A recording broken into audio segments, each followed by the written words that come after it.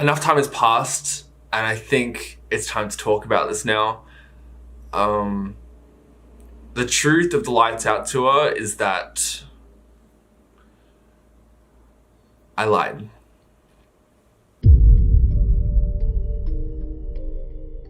So to fully understand what happened with the Lights Out tour, I think I need to start at the beginning and tell you guys exactly what happened.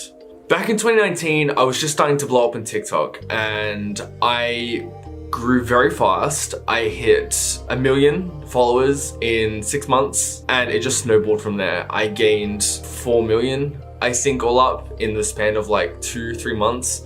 And I got approached by a lot of influencers and other big people on the platform. One of them was Chase Hudson. Chase and I used to talk a lot. We used to FaceTime a lot. Chase asked me to join his management and they were called Vivid Management. Chase put me in contact with the manager behind Vivid Management and his name was Trent. He gave me his number and said, hey, just hit him up, see if he'll sign you on with the management, and hey, maybe you can come on the tour as well. So I got Trent's number and I started talking to Trent. It started out really nice. I spoke to Trent. I said, hey, Chase referred me to you. I'd love to be a part of the team. I'd love to go on the tour. It sounds like a lot of fun. It sounds like a great opportunity. I was very excited because at the time, this was a huge thing that I never thought would happen. And of course, when someone says to you, hey, come travel with us on a meet and greet around America, it's gonna be the best thing ever. And I thought, hey, that sounds awesome. Of course, like, you'd be stupid to pass up an opportunity like that. Trent seemed a little odd when I spoke to him, but I just chalked it up to he's just a really busy guy. Because we're on different time zones, it was very hard to get a consistent time where I was able to chat properly with Trent. It was very quick text messages. So we're having little conversations and then I asked him, hey, could I sign on to the team? He said, yep, I'll just send you a contract through in the morning and we'll get you all ready. I was like, oh my God, this is amazing. This is happening so quick. I wanted to make sure I did everything right in order to get onto this tour. I was willing to do anything. So I signed the contract.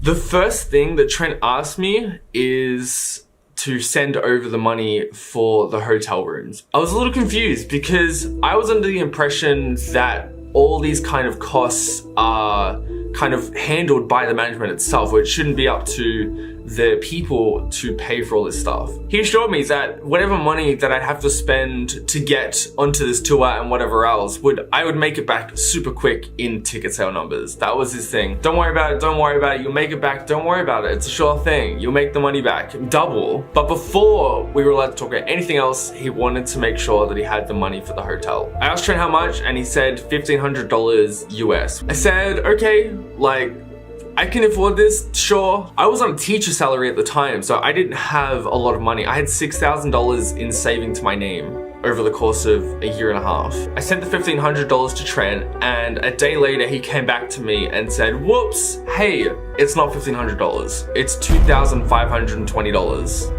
US, which came to about $3,600 Australian. And I said to him, I said, I don't know if I can afford this. Like, on top of all the other costs that are gonna factor in, I don't know if I can afford that. He said, hey, don't worry about it, pay half, we'll pay half later.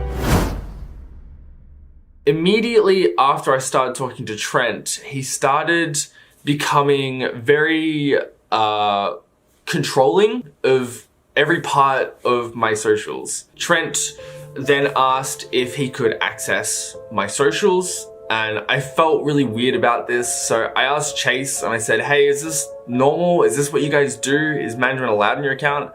And Chase said, yeah, it's fine. He does it for all of us. And I was like, okay, cool. I gave Trent my password and he changed all my bio and stuff to put Vivid Management. So I went along with it. I didn't really question anything. I just kind of put my trust in Vivid. So then Trent asked me, hey, when are you gonna be posting about the big news that you're going on the tour, that you've joined Vivid? I said to Trent, yeah, it's coming. Like, I'm working on it. I like to build hype over several videos. I have my plan on how to reveal it. And Trent just said, I guess Vivid isn't enough. So I said, okay, I'll post tomorrow and I'll make my plan work around revealing it a bit earlier. Around this time, which was about a week before the tour, I broke up with my girlfriend at the time. We'd been dating for 6 months, blowing up on social media and all the stresses and everything that comes with it. Social media was a big part of the reason why we broke up. I knew this was gonna cause a big stir online. It was gonna be a big thing. So I spoke to Trent and said, hi, this is happening. What do I do about it? Trent advised me not to post about it yet, to keep it under wraps until I give him a promo. So this was when the problem started to appear. I asked Trent in a text message, do I need a working visa in order to get into America and to attend the Lights Out tour? As I'd be earning money from ticket sales from the tour, it technically means that I'd be working in America, so I'd need a specific visa to be working in America. At the time, I knew nothing about international travel because I'd never left Australia before, so I was pretty clueless on this kind of thing. So I asked Trent, do I need a working visa? And he said, I don't think you'll need one. And I said to Trent, are you sure? Like, I'd hate to be turned away at the border that close to when I'm supposed to be attending the tour. And he messaged and said, I really have no idea. So I thought, okay, this isn't good. I'm probably overestimating Trent's abilities to help me. So I messaged back and I said, well, I think I'm gonna do it just in case. It doesn't seem right to just show up without a visa. So from that, I started doing my own research on what visa I'd need. I contacted post offices, passport offices. I eventually spoke to someone from the passport office and they told me all I'd need is an ESTA. The ESTA is a visa waiver program, which basically means you can travel to America without a visa and allows you to do business and pleasure.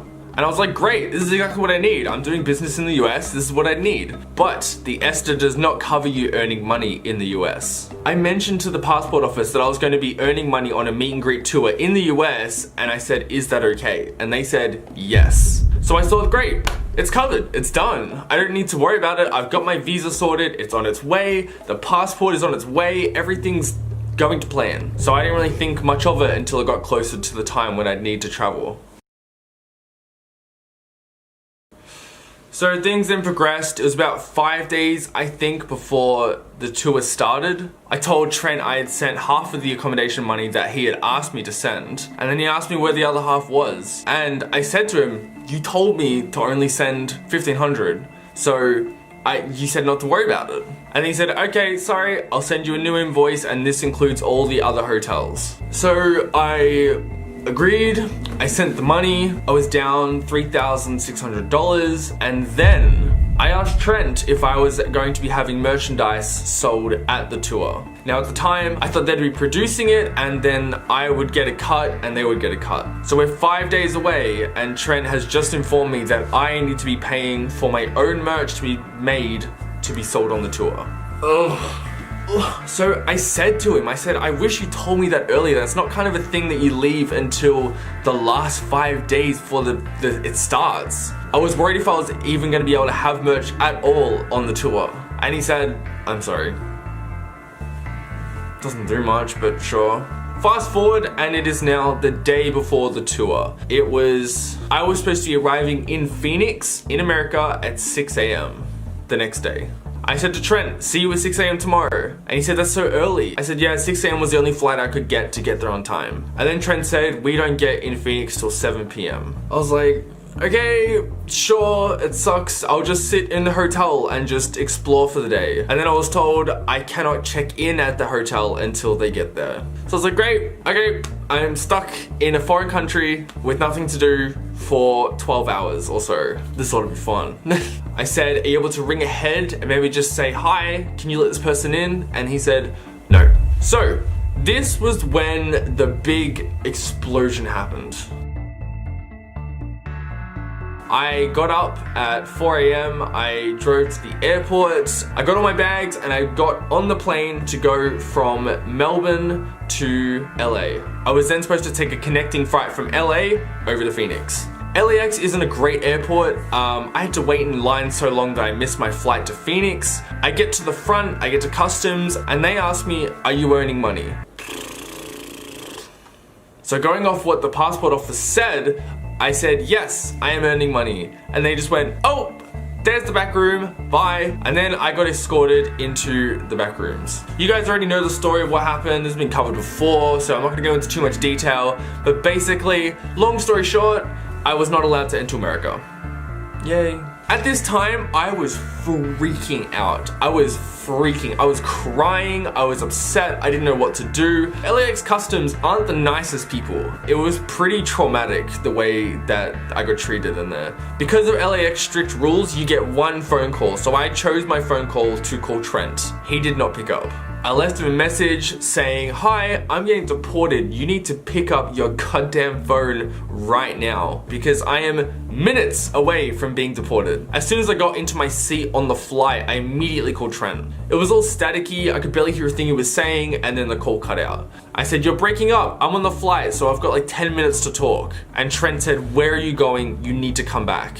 I said, I'm headed back to Australia. I was denied access, that's it. They said I have to go home, get the right visa, and come back. Trent then said, you can come back, but you cannot stay as long. Meaning, he wanted me to go home, get the next flight back to America, and then try and get into America again on just my passport. I said to Trent, the tour is longer than that. I need to stay for longer than 30 days. There's multiple phases of the tour. And Trent's idea was to stay for 30 days, catch a flight back to Australia, then catch a flight back to America, and then use my passport to stay for another 30 days. What? Mind you, I'm already blacklisted in the system of American Airlines. There's a big red X next to my name saying that I'm not allowed to use the ESTA visa, which is the one I tried to get in with, for the next 10 years. I'm banned from the visa for 10 years.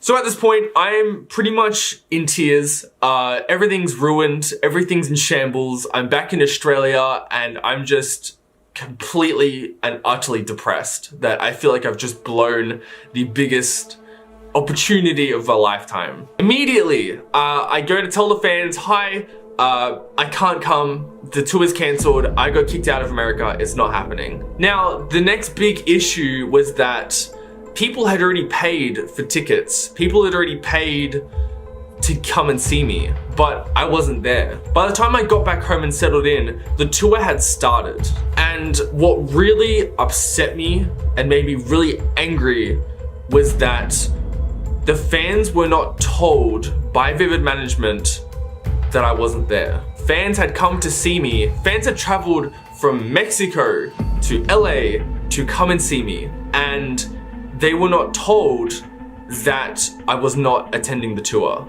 I had no way to really contact my fans or put out an official announcement since I used my only time available to try and sort out how to stay in America and be on the tour. I used my 10 minutes before the flight started to be on the phone and texting Trent to make sure I could get on the tour. There was nothing posted by Vivid or anything the entire time I was on the flight back to Australia. Fans came to the first location and they thought I was there. And it's pretty reasonable that most people would want a refund. People were getting quite mad thinking that I made everything up or that it was all a big scam and I was just trying to get people's money, and that wasn't the case. I wanted to make sure I had confirmation from the management before I started saying that refunds were available. So Trent finally messaged and said, yes, refunds are available only if you did not attend the meet and greet or the date night, which was like a special side bonus thing. So people traveled to come see me day one, I wasn't there, and they were now attending the meet and greet. And because they were at the meet and greet, they were no longer able to receive a refund. And people were pretty upset, which is completely justifiable. So I messaged Trent and I said, hi, people are burning me at the stake. People are trying to cancel me, saying it was all a scam. I told Trent, I am upset and I am scared. And Trent replied, sorry for the late reply, nothing personal. That doesn't help me. That doesn't help me at all. I said to Trent, please just give me some sort of information that I can give to my fans. Just anything. Just hearing myself say all this stuff, it seems so stupid that I didn't see this stuff in the past. I'm only now realizing how stupid I was to fall for these kind of things, to not realize how obvious it was that I was just being completely used and tossed aside. So this was the part when I realized I was in way over my head with the wrong people. I thought that Trent knew how to run a management. I thought Trent was going to take care of me and make sure that I was safe and that we were going to have a good partnership together. This was the moment when I realized that was all fake. Trent did not care what happened to me whatsoever. Because what Trent told me next just completely shattered all sort of confidence I had in his ability to help me with anything.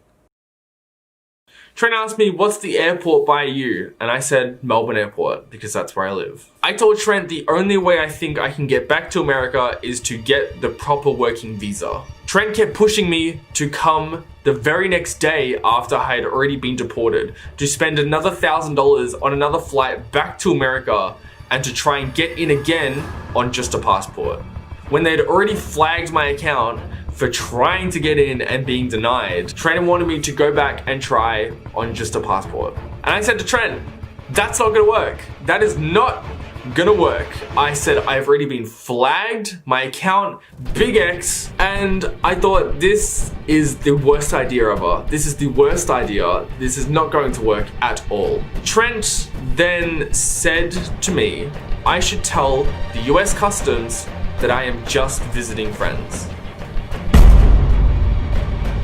Trent wanted me to lie to the US Customs in order to get me into America. Not only is this going to not work because I was there the day before trying to get in, they would have just been working like, hi, I was here yesterday, bit of a mix-up. Here's just my passport this time, can I get in? What? Yeah, hey, I know, my management had a bit of a mix-up. I'm allowed to come on just a passport, so hey, here it is.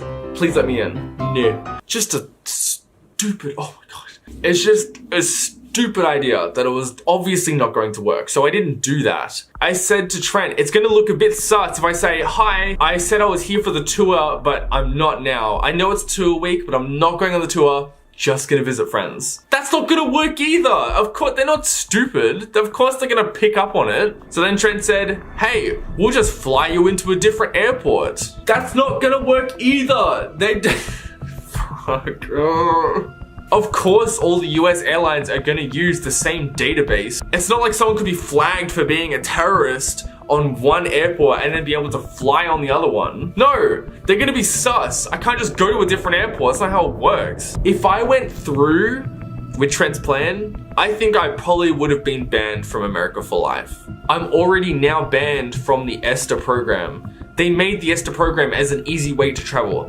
I can't use that for 10 years. So the tour has started. I am still trying to think of a way to get back in as quickly as I can because I do not want to miss out on this opportunity. So as soon as I got back, I told all my fans what happened, but I thought, hey, Trent, since you're getting me to work in America, maybe you could sponsor me for like a work visa. So I said, hey, let's get that done. Let's rush out. Let's get the sponsor done. Let's get it done. No response. I then messaged Trent again, asking if he was able to start processing refunds because yes, I'd been told the refunds were available, but anyone that had been trying to process a refund was not getting anything. I explained to Trent that a fan had sent me an email saying they had tried to process a refund and got knocked back and they didn't get any money. I said, Trent, we need to sort this out. No response. And then I said, Trent, this is important. We need to sort this. If I say that refunds are available and you're not letting refunds be available, they're gonna eat me alive. And Trent messages me, what do you mean? What do you mean? What do you mean? What does that mean? I thought I was pretty clear. So I screenshotted what the fan sent me and I sent it to Trent and I said, this is what I got. I said, is the email response automated? And I said, is that the right email to contact? Yes, he replies. Which one? Yes to both? No response again. So I asked him again, are refunds available or are you just saving face? I was talking to a brick wall that did not care. And he just said, just get the fan to email again, to email the same thing to the exact same email, and the same thing probably happened. And I asked him, is that gonna work fine? And he said, yes, yes it will. So that was pretty much all of the contact that I had with Trent for the duration of the tour. I didn't speak to Trent much after that regarding the tour. I was removed from the group, so I had no idea what was going on. I was kicked out. I continued sending Trent my promos that I was getting, saying, hey, is this enough? Should I ask for more? Is this a good promo to do? Trent would reply with, that's so low. No follow-up kind of, oh, you should counter with this, or maybe you shouldn't do it, maybe you should do this. Nothing, just that's so low. There was more emails coming through. I was sending Trent more emails. I was sending Trent more messages saying, hi, did you contact this person? They're waiting for a response from you so we can start this promo. She said she needs an answer by the end of the day. She hasn't heard from you. It's been 2 weeks. Eventually, I just got sick of being pushed around, left in the dark, tossed aside. Like, obvious, it was at this point that Trent could not care less about what happened to me. I wasn't on a tour, so I didn't exist. So I said, Trent, we need to talk. Immediate response, what's up? And I said to Trent, I am very disappointed with the management from Vivid Management. I said, you aren't answering my texts. I've had to go back to organizing all of my own promos since you're not doing any of them. I feel like I'm spitting a lot. I'm sorry, I have braces. And I said, I feel like I've been pushed aside. Trent replied, I completely understand where you're coming from, but it's not normally like this. I've been really busy with the tour. And I said, okay, I get it. I know it's tour time. I know it's probably extremely busy over there. I'll cut Trent some slack. I thought maybe once the tour is over, it'll go back to normal. I'll start getting a good relationship again. I don't know why I did that. I just thought, hey, things will be good eventually. I didn't want to have to come to the reality that Vivid Management was not good at all. I just hoped that everything would just work out okay after tour time. So I said to Trent, have you made any progress with the work visa? Since an easy way to get a work visa is for your management to sponsor you to work in America. So yeah, have you made any progress with the work visa? His response, oh my God. What do you mean have I? You're the one that has to get it. What? I said, I have to be sponsored by you. You have to fill out the form. And he said, I've already looked into it. It doesn't work like that. And I said to him, I said, that is what the US Embassy told me. Trent's reply, I'm sorry, I can't. You can't? I can't get you a work visa. I've already looked into it. So I just said to Trent, please help me. Help me get this sorted. Help me get back on track. I said, if you've looked into it and I need to fill it out, send me the paperwork and I will fill it out. And he said, I'll work on it. Spoiler alert, I never got any paperwork. I was never sent any paperwork. After speaking with Trent about the work visa situation, 10 days had passed and there was no communication. There was nothing. No paperwork, no check-ins, no nothing. At this point, I was fed up. I was done. I just wanted out. I signed a contract to be with Vivid for a year and I was only 2 weeks into it. And the worst possible thing had happened in the first 2 weeks. I sent Trent a message and it says, hi Trent, I'm gonna be straight up. An Australian talent agency has approached me wanting to represent me and I'm inclined to say yes. It'll be a lot easier on both of us if I had more local representation, as we've both seen how hard it's gonna be to get me over to America. I know the contract states a 3-month advance on resignation, but I'm hoping you can do me a solid and end it immediately. More than happy for you to keep any and all ticket sales from the tour if you do this for me. Thanks, Caleb. At this point, I didn't care about the money. I didn't care about anything. I just wanted out of this mess. It was such an awful thing to go through, to have to upset that many of your fans, to go through that much sadness and regret, and it was just awful. It was one of the worst things that's ever happened to me, by far. Trent replied the next day and said, as sad as I am to hear this, I completely understand. Please stay in touch because we love you and we wish you all good things. I wanted to stay civil. I don't like burning bridges. I don't like calling people out. So I did the nice thing and I was very nice about it. At the time, I thought, hey, this is all just bad coincidences. It just sucks. These things happened.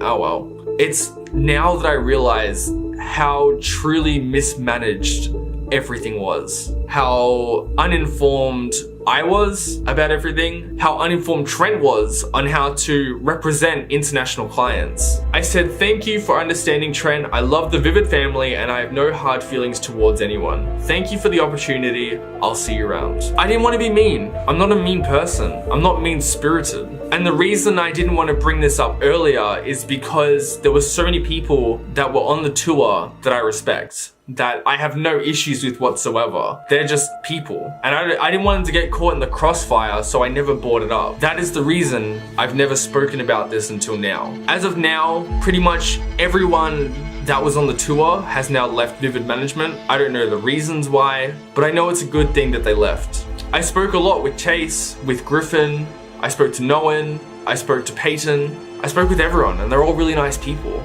But now that they've all moved on to better things, it's time to call out the people that need to be called out. If you're an influencer or a content creator or someone from the internet, if Vivid Management approaches you, do not sign with them. Do not associate with Vivid Management. So by now, everything's done. I've moved on. I've found a new talent agency that's taken extremely good care of me. I haven't had any sort of contact with Vivid at all. Everything's moved on from the tour, but the story's not over.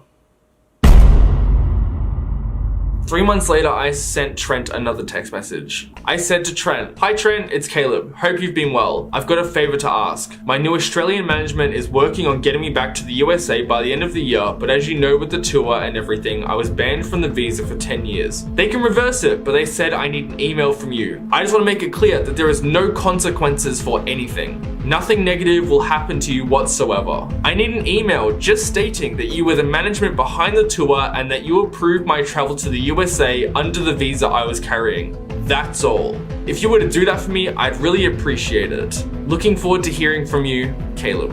I thought I was pretty civil about it. With everything that had happened in the last 3 months, with how much drama had happened on the tour, you'd think that, Trent would owe me one. Because if he sent me that email, everything would have been erased as if it never happened. With that email, I could go back to America immediately. It would have been wiped, everything gone, clean slate, and I could have just gone back to America. Trent never replied. I asked my Australian talent agency to then contact Trent as well and see if they can get it out of him. They contacted Trent and he told them to Trent was abrasive, rude, and he never ended up getting me that letter. So to this day, I am still banned from using the ESTA visa. It seems so long ago now. It's been over a year now since it happened. I've been to America since. I've gotten the right visa, I've gone to visit my friends, and I've done some amazing things. Having a second chance to finally go back to America and do all the things that I wanted to do the first time round was amazing. I just wish that I was smarter about it the first time round. I wish I did my research. I wish I wasn't so blasé to everything that was going on around me, to be more aware of the fact that this was not how someone should be treated. They're there to help you, to support you, and that didn't happen. So did I lie? Yeah. I tried to protect Vivid Management and everyone involved. I tried to take the fall for it and say, yeah, I got the wrong visa. My bad. And while I still take a lot of accountability for not doing enough research, Vivid need to be held accountable as well. From my understanding and what I've seen from videos online, the tour itself wasn't great. It was very unorganized. It was very low quality.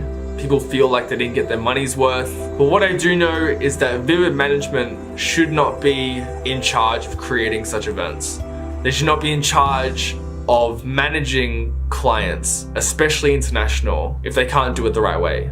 Maybe this was a blessing in disguise. Maybe it was a good thing I didn't go on the tour. Maybe it was a lesson to be learned. But I know that since then, so many good things have happened to me. And this is only the beginning. I got my second wind, I got to go back, I got to do things right the second time round. And being knocked back the first time just made the second time all that more special. And that is the whole truth. of the Lights Out tour.